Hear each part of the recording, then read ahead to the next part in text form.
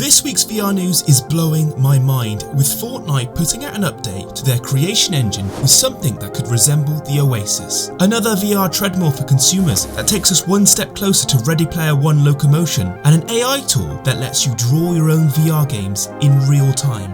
This week has been insane, and so this is your 5 minutes of VR news. The Oasis, a world full of possibilities, free from the restraints of brand restrictions and copyright. Be your favourite characters, play your favourite games and explore worlds of pure imagination. Until now, picturing the precursor to this world was nearly impossible, but Fortnite has been blowing people's minds with the release of Creative 2.0, a creation engine that allows experiences like this to be possible. It's the only place where you can enter the back rooms as Master Chief, play Call of Duty as Spider-Man, or even a Mario level as Deadpool. The tools are becoming available. It's now a place where you can realistically create what you can imagine. Maybe this has been the plan from the beginning. The floating maps in space may be the way we travel to the experiences in some future iteration of Fortnite, with all maps and player creations floating in a universe full of digital possibilities.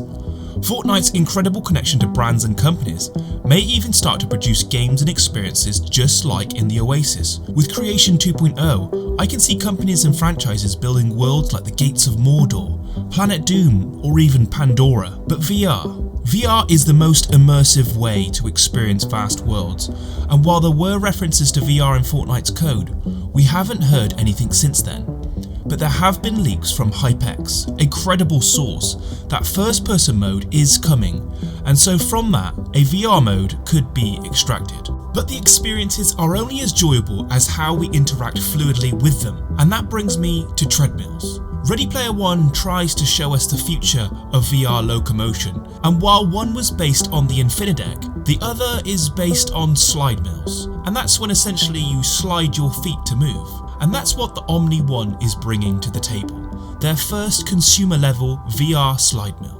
Last week I talked about the Exit Suit, a full DIY exo rig, and while they have similarities in terms of the way you slide your feet to move, the Omni One is a more premium looking device, but it does come at a not so consumer friendly price of $2,595, which is steep. It might look cool, but at that price, you'd want it to. On the plus side, it does come with a Pico Neo 3. I do love the concept of VR treadmills. It could seriously enhance VR, but only at the right price.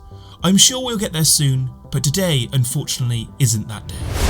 Now, unless you've been living under a rock, you'll know that AI has been taking the world by storm. With ChatGPT blowing people away, Unreal Engine implementing new artificial intelligence systems to make their games look flawless. But what I'm about to show you is mind-blowing. You might have heard of AI image generation tools that let you essentially use a prompt to create a scene. Well, this new tool from Blockade Labs lets you draw and prompt incredible three-dimensional worlds right in front of you. It quite literally takes image generation to a whole new level. You can mess around with this yourself on their website and create your own 360 environments, or you can download the API to experiment inside of VR yourself. Like it was mentioned in one of the promo videos for Horizon Worlds, it won't be long before rooms, objects and entire games are generated from a prompt. Game design takes time and dedication to learn and master, but with technologies like this from Blockade Labs, soon you have a universe of possibilities at our fingertips.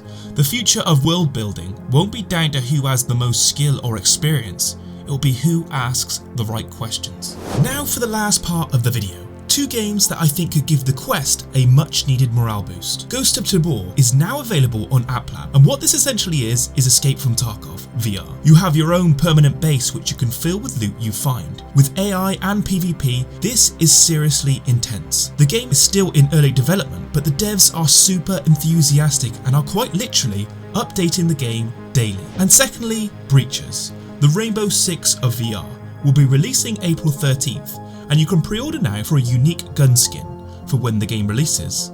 I'm honestly super excited for a good tactical shooter in VR. These two games are what VR was lacking, and I'm glad to see the rise of more tactical shooters. I hope you enjoyed today's video. Like and subscribe if you did, and as always, I'll catch you on the next one.